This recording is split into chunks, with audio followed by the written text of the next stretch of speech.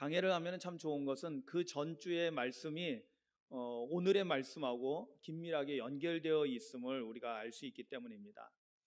우리가 지난 주일날 예수님께서 구원을 완성하기 위한 마지막 여정길에 있으셨다라는 것을 우리가 말씀을 통해서 배웠습니다. 제자들은 전혀 알지 못했지만은 예수님은 분명히 알고 계셨습니다. 이번 예루살렘으로 올라가는 길이 이제 하나님께서 자신을 이 세상에 보내신 하나님 아버지의 목적을, 그 목적은 뭐예요? 모든 사람을 죄에서 구원하시기 위한 하나님의 구원의 계획을 완성시키기 위한 마지막 여정이라는 사실을 예수님은 분명히 알고 계셨습니다. 그래서 세 번째로 제자들에게 당신께서 예루살렘에 올라가시면 붙잡히셔서 조롱과 멸시와 수치를 당하시고 그리고 채찍에 맞으면서 고통당하시고 마침내 십자가에서 죽임을 당하게 될 것에 대해서 말씀하시고, 그리고 그것으로 끝나는 것이 아니라 하나님의 계획은 예수님을 죽은 자 가운데서 다시 살리심으로 인해서 부활의 주가 되시고 부활의 소망을 우리에게 주시는 그런 놀라운 하나님의 구원 계획을 예수님께서 이번 여정을 통해서 완성시키기 위해서 가고 있다는 것을 우리가 지난주일 말씀을 통해서 우리가 잘 들을 수가 있었습니다. 그렇다면 오늘 이 여리고로 지나가는 이 말씀의 배경은 분명하게 나옵니다. 여러분, 이제 갈릴리에서 예루살렘을 향해서 나아가는 과정 속에서 마지막으로 우리가 만나는 큰 도시가 있는데 유명한 여리고성입니다. 여리고 도시입니다. 이제 여리고를 지나면은 광야길을 조금 지나서 예루살렘에 곧 도착하게 됩니다. 그런데 여리고에 가까이 가셨을 때라는 이 표현은 결국에는 예수님께서 여리고에 두 번 다시 이제는 오실 일이 없다라는 것을 의미하고 마지막으로 여리고를 지나가신다라는 의미를 여기에 내포하고 있다는 거예요. 우리가 지난주 말씀하고 연결시키면은 마지막 여정길이기 때문에 이제 이 여리고에는 다시 올 기회가 없다라는 겁니다. 아마 이전에는 여러 차례 여리고를 지나가셨을 것입니다. 그러나 이번 여리고에 지나가시는 여정은 마지막 예수님의 여정 가운데 있다라는 것입니다. 오늘 본문 이야기는 아까 우리 김영미 장로님이 기도하시면서 이름까지 되시더라고요. 바디메오. 예. 동일한 이야기가 마태복음, 마가복음에 실려 있는데 이 공관복음 가운데 실려 있는데 특히 마가복음에 좀 더 자세하게 실려 있습니다. 마가복음에 보면은 분명하게 여기 보면 여기서는 한 맹인이 길가에 앉아 구걸하고 있다라는 어느 시각장애를 가진 시각장애를 가진 그 거지 이야기를 합니다. 그런데 마가복음에는 그 사람의 이름이 정확하게 나옵니다. 디메오의 아들 바디메오. 그런데 똑같이 맹인이죠. 요즘은 좀 언어를 순화하기 위해서 또 그런 장애를 가지고 있는 분들에 대해서 우리가 좀 조심을 하기 위해서 장님, 소경, 맹인 이런 표현보다는 시각장애인이라고 표현하는 게 요즘은 좀 맞는 것 같습니다. 그래서 저도 원고에다가는 다 시각장애인이라고 시각의 장애를 가진 그런 또 구걸하는 사람이었으니까 이제 어쩔 수 없이 시각장애를 가진 사람들은 그 시대에 다른 일을 할 수 없기 때문에 천상 구걸하면서 거지로서의 삶을 살 수밖에 없는 안타까운 그러한 비참한 삶의 모습 속에 있는 것을 보게 됩니다. 그런데 오늘 이 여리고에서 일어난 이 놀라운 사건은 바로 시각장애를 가지고 있고 그래서 거지로밖에 살 수밖에 없는 이 사람이 예수님을 만나게 되고 예수님을 만남을 통해서 그의 눈이 뜨여지게 되고 할렐루야. 그리고 어떻게 됩니까? 그리고 그는 예수님을 따르는 제자가 되었다라는 놀라운 사실입니다. 여러분, 마가복음에 그의 이름이 아버지까지 나오면서 디메오 아들 바디메오라는 이름이 나온다라는 것은 예수님이 내가 누구누구 고쳐줬는가 한번 적어놔라 그래서 되어진 것이 아닙니다. 이름이 분명하게 기록되고 그 아버지 이름까지 나온다는 것은 그 바디메오는 분명하게 예수님의 제자, 초대교회의 예수님의 제자였다라는 사실을 우리에게 증명해주는 표현입니다. 그렇다면은 이렇게 거지에서 그것도 앞을 보지 못하는 그러한 시각장애를 가지고 있어서 어쩔 수 없이 이 세상에는 비참한 삶을 살 수밖에 없는 거지로서의 삶밖에 허락되지 않은 이 사람이 어떻게 예수님을 만나게 됐고 어떻게 눈이 띄어지게 됐고 어떻게 예수님의 제자가 되었는지 오늘 이 말씀을 통해서 우리가 살펴보면서 함께 그 은혜를 나누려고 합니다. 여러분, 저는 오늘 말씀 제목에 이렇게 제목으로 잡았습니다. 이 바디메오, 이 시각장애를 가지고 있는 이 거지를 이렇게 표현했습니다. 마지막 기회를 붙잡은 사람. 한번 따라 하시겠습니다. 마지막 기회를 붙잡은 사람. 아멘. 여러분, 마가복음에는 이름이 나와 있습니다. 바디메오라고 분명히 이름이 있는데 이 바디메오는, 이 시각장애를 가지고 있는 이 거지는 정말로 예수님의 마지막 여정 가운데서 마지막 기회, 라스트 찬스, 이 마지막 기회를 붙잡은 사람이라는 것을 여러분 기억하시기를 주님의 이름으로 축원합니다. 저는 이 말씀을 이렇게 기도하고 묵상하면서 한 주간 이렇게 보면서 이 여리고에 있던 이 시각장애를 가지고 있는 이 거지라는 이 거지의 신분이었던 이 사람이 어떻게 예수님을 만날 수 있었을까라는 것을 오늘 성경 본문을 이렇게 묵상하고 살펴보면서 몇 가지로 이렇게 그 원인을 찾아봤습니다. 이 사람은 시각장애를 가지고 있으니까 예수님에 대한 소문은 들을 수 있지만 그렇다고 예수님이 한 곳에서 계속 머물러 있던 분이 아니셨기 때문에 예수님을 찾아가 자기 힘으로는 만날 수 있는 그런 상황은 분명히 아니었다라는 사실을 알 수 있을 것입니다.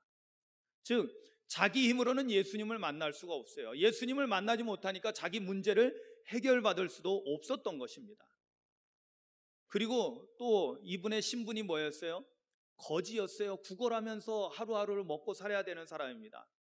구걸하면서 하루하루 먹고 사는 사람이 먹고 살기 바쁘니 예수님을 찾아다닌다는 것은 더더욱 불가능한 일이었던 것입니다. 그런데 이런 사람이 어떻게 예수님을 만날 수 있었을까요? 여러분, 출발점은 어디냐면은 35절에부터 출발합니다. 여리고에 가까이 가셨을 때, 여러분, 이 표현은 누가 가까이 가셨다는 겁니까? 바로 예수님과 예수님의 제자들 그리고 따르는 무리들이 여리고에 함께 가까이 갔다라는 것입니다. 여러분, 바로 이 시각장애를 가지고 있던 이 거지가 예수님을 만날 수 없는 상황 속에서 만날 수 있게 됐던 것은 그 첫 번째 원인은 바로 예수님께서 먼저 그곳에 찾아가셨다는 것입니다. 예수님께서 그에게 가까이 다가가셨다는 것입니다. 여러분, 우리가 알죠? 여러분, 하나님은 이걸 우연히 지나가다가 얻어 걸리는 게 아닙니다. 하나님은 분명한 계획이 있었던 거예요. 그래서 예수님은 여리고로 가까이 가셨던 것입니다.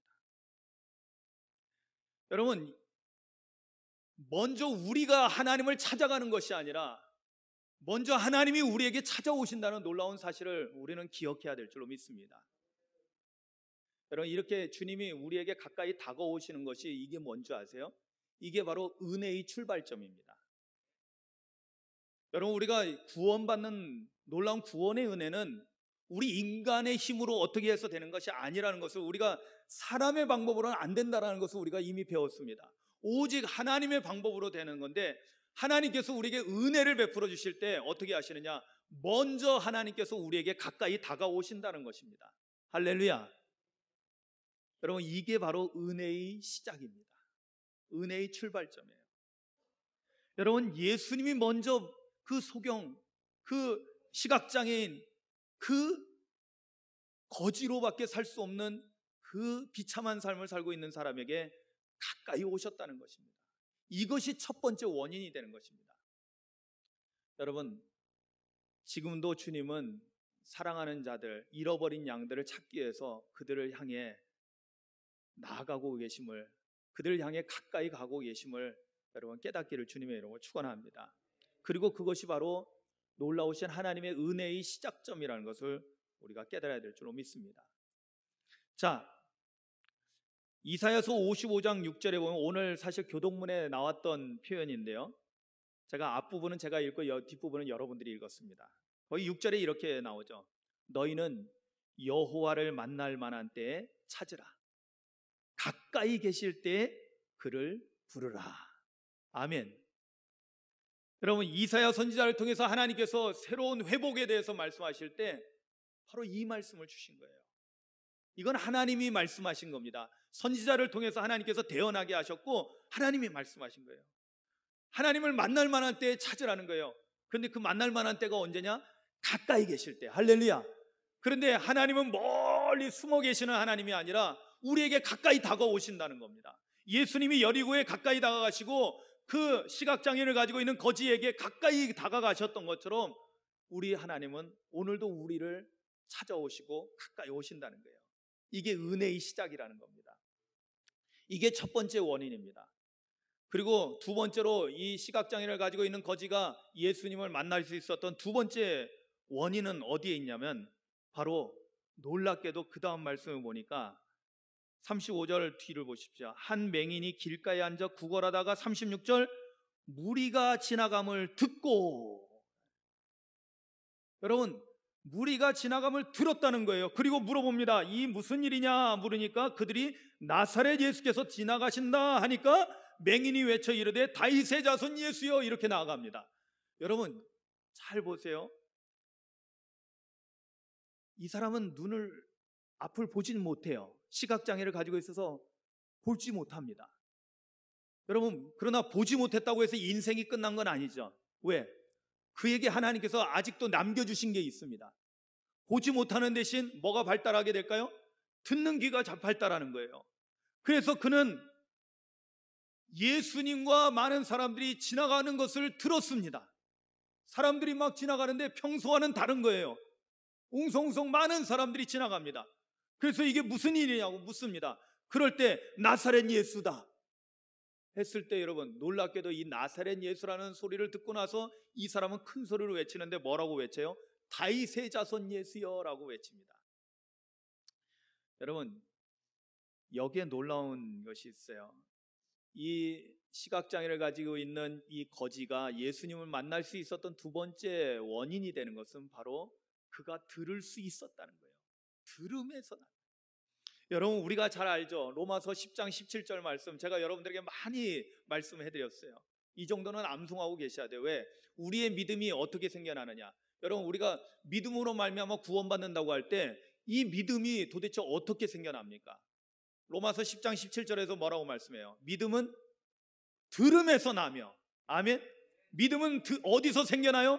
우리가 하나님의 말씀을 들을 때 믿음이 생겨난다는 거예요. 그리고 들음은 그리스도의 말씀으로 말미암는다고 그랬어요. 그리스도의 말씀이 바로 하나님의 말씀이거든요. 말씀을 들을 때 우리 안에서 믿음이 생겨나는 거예요. 할렐루야. 여러분 이 시각장애를 가지고 있는 이 거지가 앞은 못 보지만은 들을 수는 있잖아요. 오히려 더 잘 들을 거예요. 왜냐면 귀만 쫑긋하고 있는 거예요. 왜냐하면 이 모든 것을 듣는 것을 통해 가지고 자기는 구별하고 움직여야 되니까. 그런데 많은 이야기를 들었을 거예요. 왜냐하면 그가 고백하는 내용을 볼 때 그는 이미 예수님을 흠모하고 있었어요. 예수님을 아마 간절히 보고 싶어 했을 거예요. 그런데 만나볼 수가 없잖아요. 자기 힘으로는.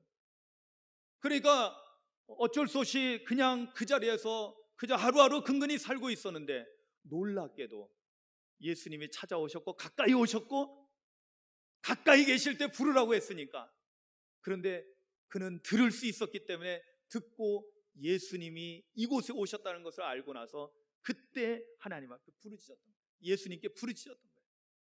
그래서 첫 번째는 주님이 가까이 오신 것, 두 번째는 그가 들을 수 있었다는 것, 그리고 세 번째 중요한 것이 있어요. 결정적으로 이 사람이 예수님을 만날 수 있었던 것은 뭐냐면 그가 듣고 난 다음에 어떻게 합니까? 바로 그 자리에서 외칩니다. 큰 소리로 주님을 부릅니다. 다윗의 자손 예수여 나를 불쌍히 여기소서. 그런데 사람들이 막 앞에서 예수님 앞에서 있던 사람이 저 앞에서 떠드는 사람이 있으니까 조용히 시킵니다. 혼냅니다. 책망합니다. 그런데요 오늘 말씀해 보니까 39절에 사람들이 꾸짖어 잠잠하라고 하니까 어떻게 했습니까? 그가 더욱 크게 소리질러 다윗의 자손이여 나를 불쌍히 여기소서 하는지라. 할렐루야. 여러분 세 번째 이 시각장애를 가지고 있는 거지가 예수님을 만날 수 있었던 결정적인 원인은 뭐였냐면 바로 그가 간절히 예수님을 찾았다라는 것입니다. 간절히 예수님을 불렀다는 것입니다. 여러분, 이 간절함이 드디어 예수님을 만나는 놀라운 결정적인 계기가 된 것입니다. 그리고 그는 사람들이 제지하고 혼내고 책망했지만 그러나 그는 포기하지 않았습니다. 여러분, 중요한 것은 우리가 주님 앞에 나아갈 때, 주님을 만나고자 할 때 여러분, 절대로 어떠한 우리 앞에 장애물이 있고 고난과 역경이 있다 할지라도 우리는 결코 포기해서는 안 될 줄로 믿으시기를 주님의 이름으로 축원합니다. 왜냐하면 우리의 간절함은 어떠한 우리 앞에 있는 장애물이 있어도 그것 때문에 내가 주님께 나아가는 것을 포기할 수가 없기 때문입니다. 왜? 이것은 우리의 평생의 소원의 문제가 달려있거든요. 그리고 사실은 더 중요한 문제가 달려있죠. 우리의 영생에 대한 문제, 우리의 생명에 대한 문제가 달려있기 때문에 이 간절함은 결코 포기할 수 없는 그러한 간절함인 것입니다.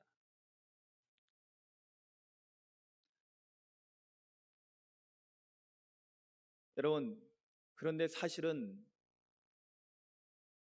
우리는 이 상황을 보면은 이게 예수님께서 마지막 여리고를 지나가시는 마지막 여정이라는 것을 우리는 이제 성경을 통해서 배워서 알았잖아요.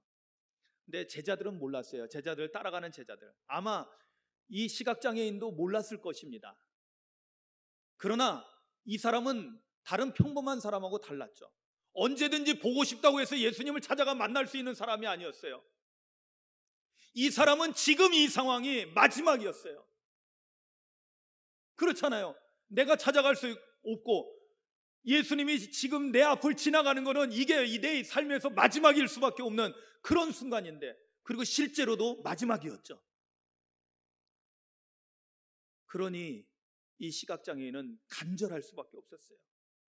자기한테는 이것이 마지막이라는, 마지막 기회라는 그런 절박함을 가지고 간절히 예수님을 불렀던 것입니다. 이 세 가지 원인이 드디어 예수님을 만나는 결정적인 계기가 됐던 것입니다. 예수님은 가던 길을 멈춰서고, 그리고 사람 제자들을 명해서 그 시각장애인을 데려오게 합니다. 그리고 가까이 오게 합니다. 더 가까이 오게 합니다. 드디어 이 가까이 왔다라는 것은 뭐냐면 드디어 예수님을 만났다라는 것입니다. 할렐루야. 여러분, 예수님을 만나면 무엇을 의미합니까? 예수님을 만났다는 것은 전능하신 하나님, 우리의 모든 문제를 능히 해결하실 수 있는 전능자이신 하나님을 만난 것과 동일한 것이었습니다.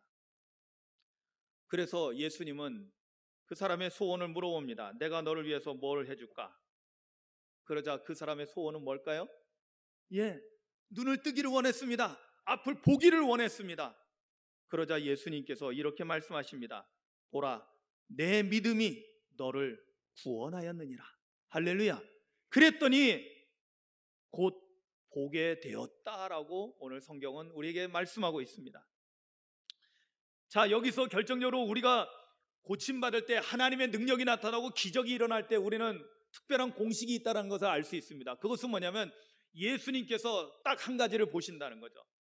그 딱 한 가지가 뭐예요? 우리에게서 믿음을 보시는 거죠. 아멘. 여러분, 예수님께서 고향에 갔을 때 거기서는 기적이 많이 행해지지 않았다고 했어요. 왜 그랬을까요? 사람들이 인간적인 모습을 보고는 믿지 않았기 때문에. 믿음이 없는 곳에서는 하나님의 능력도 나타나지 않는다는 거예요. 하나님께서 나타내지 않으시는 거죠. 왜? 하나님의 능력은 믿음을 통해서 나타날 때 그것이 하나님께 영광이 되기 때문에. 아멘. 오늘 그래서 예수님은 다른 데와 마찬가지로 이 사람의 믿음을 보시고 그 사람의 눈을 뜨게 하는 놀라운 기적을 행하셨습니다. 자, 그렇다면 여기서 우리가 또 한 가지 신경을 써야 될 부분이 있어요. 우리가 생각하는 믿음하고 우리 주님께서 생각하시는 믿음하고 과연 같을까? 다를까? 라는 것에 대해서 한번 생각해 볼 필요가 있어요. 그러면서 우리 주님이 보시는 믿음은 도대체 어떤 것을 우리 주님께서 믿음으로 보시는가를 우리가 좀 살펴볼 필요가 있어요. 여러분, 우리는 어쩔 때 보면 내 기준에서 내가 신앙생활 잘한다, 내가 믿음생활 잘한다라고 생각하면서 자칫 잘못하면 착각에 빠질 수도 있습니다. 마지막에 가서 주여 내가 주님의 이름으로 많은 일을 행했습니다. 그런데 예수님께서 뭐라고 하신다고요? 내가 너를 도무지 모른다는 거예요. 이건 뭐예요? 주님하고 우리하고 방향이 다르면 안 된다는 거예요. 주님이 인정하시는 그 믿음이 우리에게 있어야 될 줄로 믿습니다.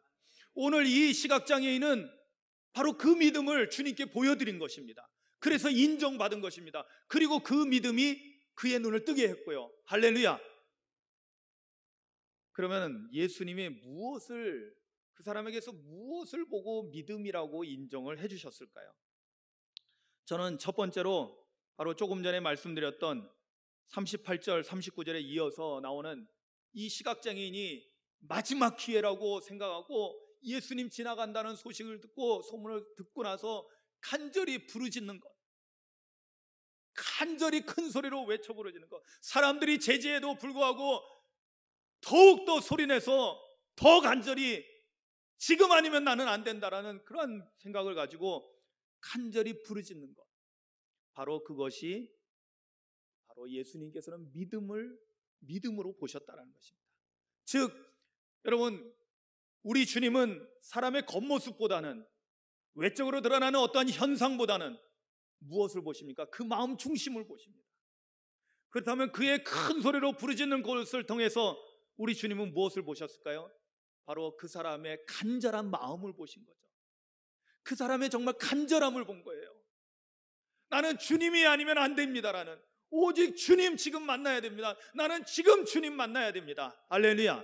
그 간절함을 우리 주님께서는 믿음으로 보셨다라는 것입니다.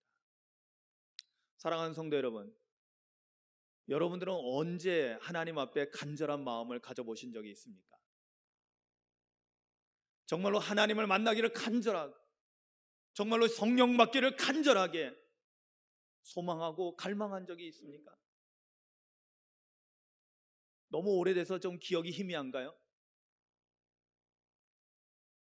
여러분, 우리가 첫사랑이 식었다라는 것이 뭘 의미할까요? 여러분, 사랑에 빠지면 어떻게 할까요? 사랑에 빠진 사람은 사랑하는 사람을 만나는 것에 대해서 간절함이 있습니다.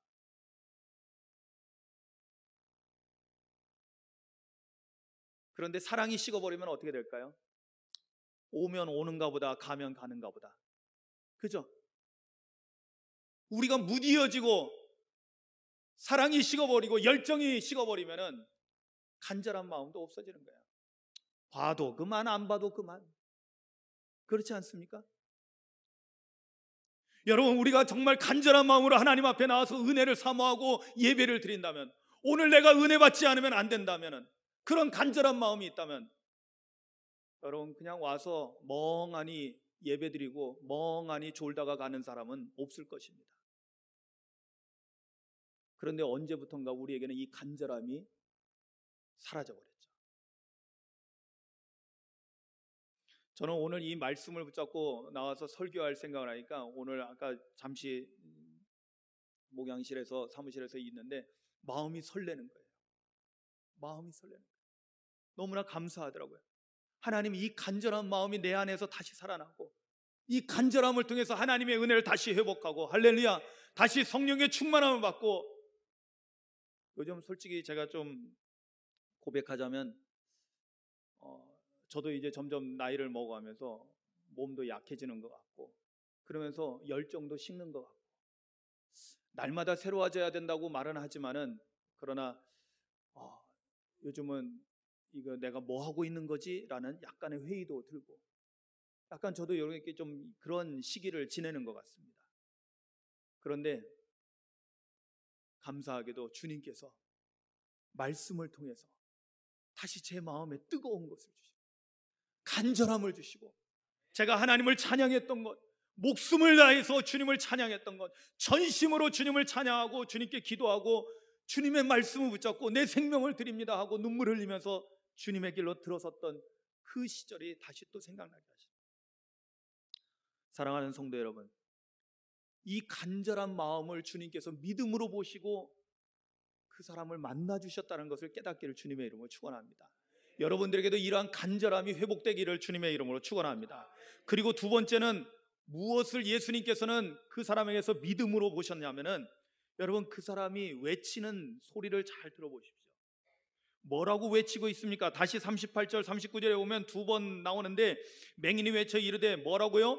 다윗의 자손 예수여. 사람들은 나사렛 예수가 지나간다고 했어요. 나사렛 예수는 누굽니까? 나사렛이라는 그 조그만한 지방 동네, 그 나사렛이라는 촌동네 출신 예수를 말하는 것입니다.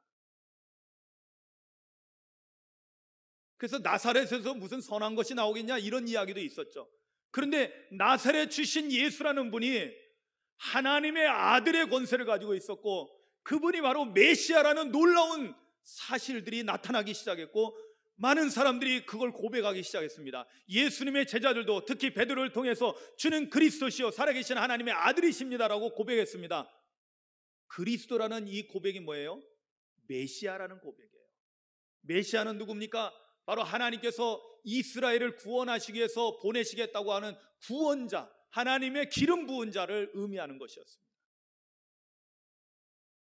오늘 여기 다윗의 자손이라는 이 표현이 뭘 의미할까요?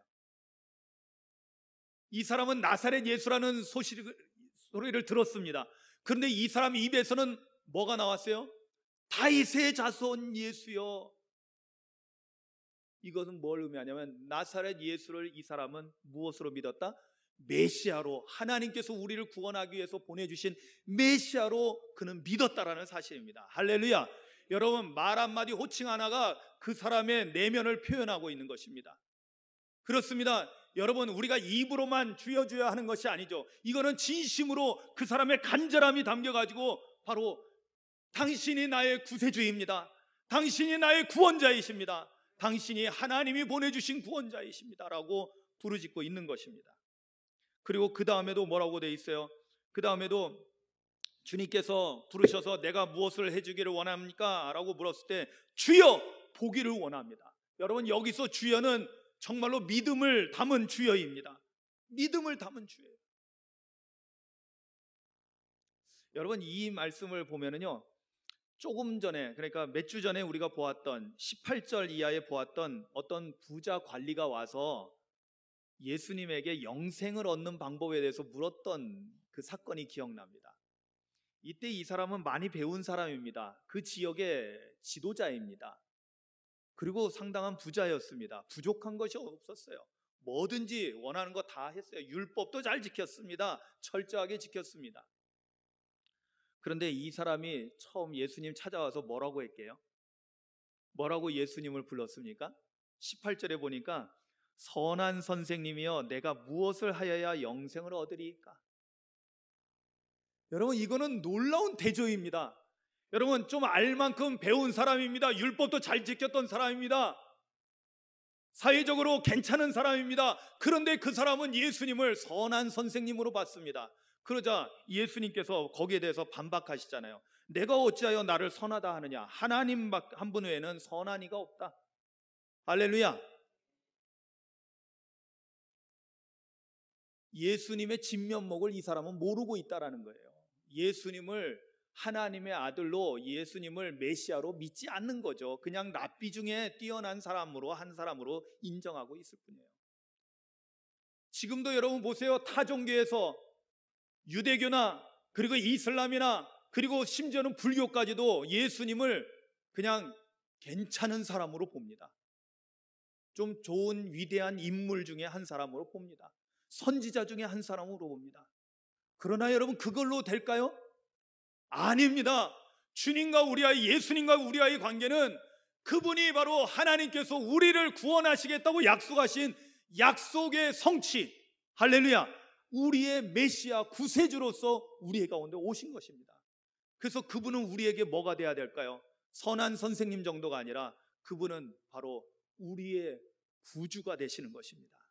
다윗의 자손이라고 하는 것은 바로 당신은 메시아입니다라고 고백하는 것이었습니다. 이것이 바로 예수님께서 그 사람에게서 보신 믿음이었습니다. 그리고 그 다음에 세 번째로 주님이 그에게서 본 믿음은 어떤 것이 믿음이었냐면, 뭐라고 그가 요청합니까? 내가 무엇을 해주기를 원하느냐라고 했을 때 주여 보기를 원하나이다. 할렐루야. 여러분 따라 하시겠습니다. 주여 보기를 원합니다. 아멘.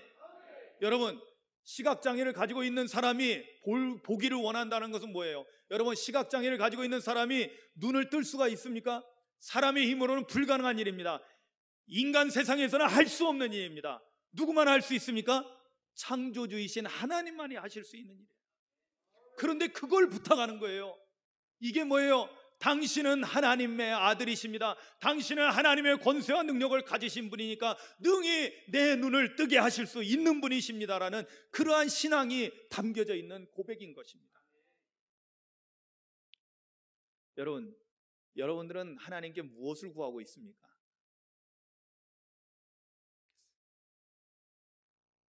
제가 목회를 하면서 참 안타까운 때가 언제냐면은 우리가 믿음이 있다고 하면서도 항상 보면 우리는 이성적으로 머리 굴려입니다. 특히 어떤 일을 놓고 볼 때 하나님 앞에 기도는 하고 있는데 내 머리는 계속 한편에서는 이성적으로 이렇게 될까? 이게 합리적으로 맞을까? 가능한 일일까?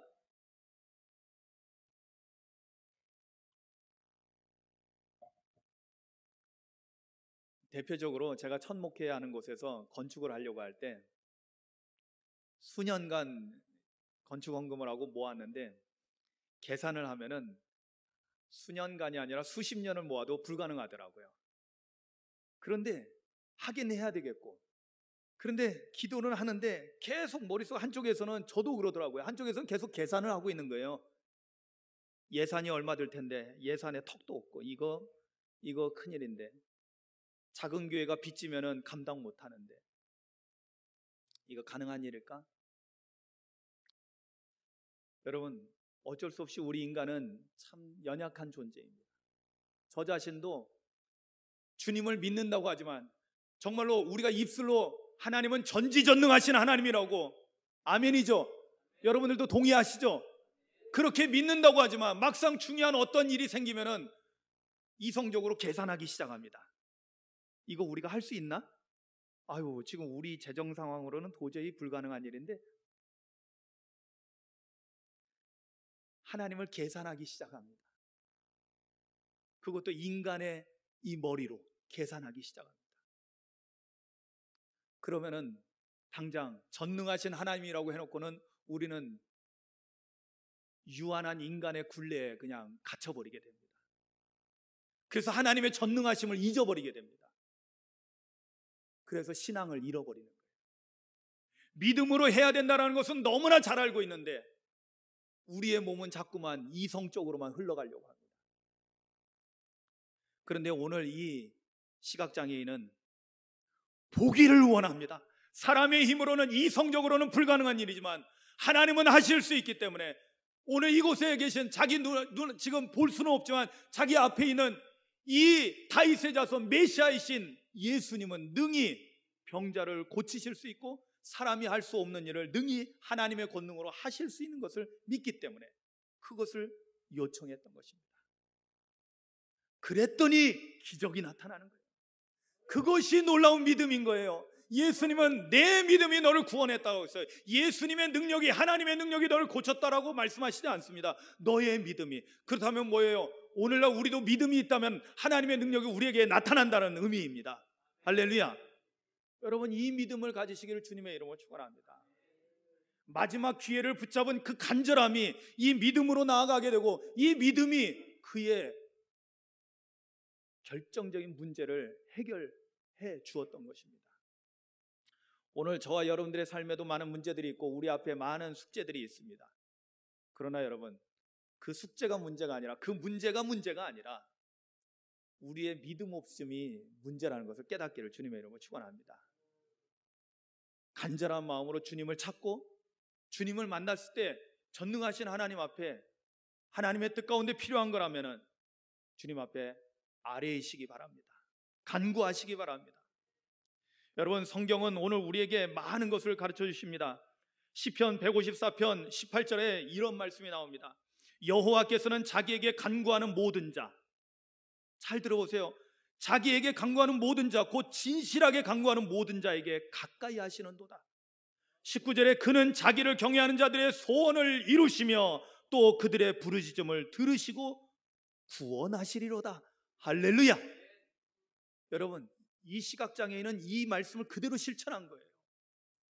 하나님 앞에 간구했습니다. 진실하게 간절함으로 구했습니다. 그의 소원이 이루어졌습니다. 그의 부르짖음을 통해서 그는 구원받았다라고 하는 놀라운 주님의 음성을 듣게 된 것입니다. 그리고 곧 그는 눈을 뜨고 보게 됐어요. 그런데 여러분, 그 다음도 중요하다라는 거 아시죠? 여러분, 육신의 문제만 해결되면 끝난 건가요? 아닙니다. 육신의 눈을 뜬 것은 더 중요한 것을 향해 나아가기 위한 하나의 발판인 것입니다. 육신의 눈을 뜨고 난 다음에 그는 예수님을 발견하고 그 다음에 어떻게 됐어요? 길이요 진리요 생명이신 예수님을 따르기 시작했습니다. 여러분, 구원은 어떻게 완성됩니까? 믿음으로 시작된 이 구원은 구체적으로 예수님을 따르는 삶을 통해서 완성되어 가는 것입니다. 이것을 우리 존 웨슬리 목사님은 성화의 삶을 살아가는 것을 의미합니다. 예수님을 따라간다는 것은 예수님의 발자취 하나하나를 우리가 밟고 따라가는 거예요. 여러분, 어떻게 따르라고 했어요? 예수님께서 자기 십자가를 지고 나를 따라오라고 주님은 말씀하고 있는 것입니다. 누가복음 14장 27절에 누구든지 자기 십자가를 지고 나를 따르지 않는 자도 능히 내 제자가 되지 못한다고 했어요. 예수님의 제자가 되려면 자기 십자가를 지고 주님을 따라가야 됩니다. 그러면 요한복음 14장 6절에 말씀하신 대로 내가 곧 길이요 진리요 생명이 나로 말미암지 않고는 아버지께로 올 자가 없다고 했는데, 바로 예수님의 길을 따라감으로 인해서 우리가 하나님 나라 천국에 능히 들어갈 수 있게 되는 것입니다. 그러므로 구원이 완성되는 것입니다. 여러분, 육신의 눈만 뜨고 거기서 만약에 딴 길로 자기 갈 길로 갔다면은 마치 10명의 나병 환자가 다 치료를 받았는데 사마리아 한 사람만 와가지고 주님 앞에 왔을 때 그만 구원받은 것처럼 안타까운 상황이 벌어지게 되는 것입니다. 나머지 9은 어디 갔느냐? 주님이 안타까워하며 찾으시는 거예요. 여러분, 육신의 눈만 뜨고 세상에 살 길로 갔다면은 그 사람도 똑같았을 것입니다. 그러나 그는 예수님을 발견했습니다. 여러분, 영의 눈을 뜨고 예수님을 발견하기를 주님의 이름으로 축원합니다. 그리고 예수님을 따르는 삶을 살게 됐어요. 그래서 그 사람의 이름이 마가복음에는 디메오의 아들 바디메오라고 그 이름이 분명하게 성경에 기록될 수 있었던 것입니다. 사랑하는 성도 여러분, 오늘 우리에게도 마지막 기회가 있습니다. 사실은 오늘 우리에게는 날마다 우리에게 주어지는 그 시간이 마지막 기회라는 그러한 간절함을 가지시기를 주님의 이름으로 축원합니다. 왜 내가 은혜 못 받을까? 왜 내가 성령 충만하지 못할까? 여러분, 하나님께서 주시지 않으셔서가 아니에요. 내가 하나님을 향한 간절함이 없기 때문에. 여러분, 오늘 이 시각장애를 가지고 있는 거지가 이 마지막 기회를 붙잡음으로 인해서 거지에서 일약 예수님의 제자가 된 것처럼 여러분도 우리의 삶도 이렇게 놀라운 변화가 일어나게 되기를, 마지막 기회를 붙잡는 그러한 지혜로운 그리스도인이 돼서 정말 주님께 믿음을 인정받고 하나님의 구원을 완성시켜 나가는 그 놀라운 일에 동참하는 우리 모두가 될 수 있기를 주님의 이름으로 축원합니다. 오늘 말씀을 생각하면서 우리 함께 잠깐 기도합니다. 여러분, 말씀을 생각하면서 다시 한번 여러분들 스스로를 성찰해 보십시오. 정말 내가 하나님의 은혜를 사모했던 그 간절함, 예수님을 만나기를 원했던 그 간절함이 있었던가? 있었다면 언제였었던가? 지금도 내게 이 간절함이 남아있는가? 지금도 내가 예배 때마다 정말 주님의 음성 듣기를 간절히 원하고 주님 만나기를 간절히 원하고 내 삶의 문제가 하나님 앞에 아뢰지고 하나님께서 해결해 주시는 것을 간절히 간구하고 있는가? 정말 내가 어떠한 문제든지 하나님 앞에 간절함으로 가지고 나가고 있는가? 정말 우리 안에 그것이 있는가를 한번 살펴보십시오. 그리고 다시 우리 안에 간절함이 회복되기를 원합니다. 그 간절함이 마지막 기회를 붙잡게 합니다. 그 간절함이 예수님을 만나게 하고 그 간절함이 놀라운 하나님의 능력을 체험하게 합니다. 오늘 말씀을 생각하며 묵상합니다.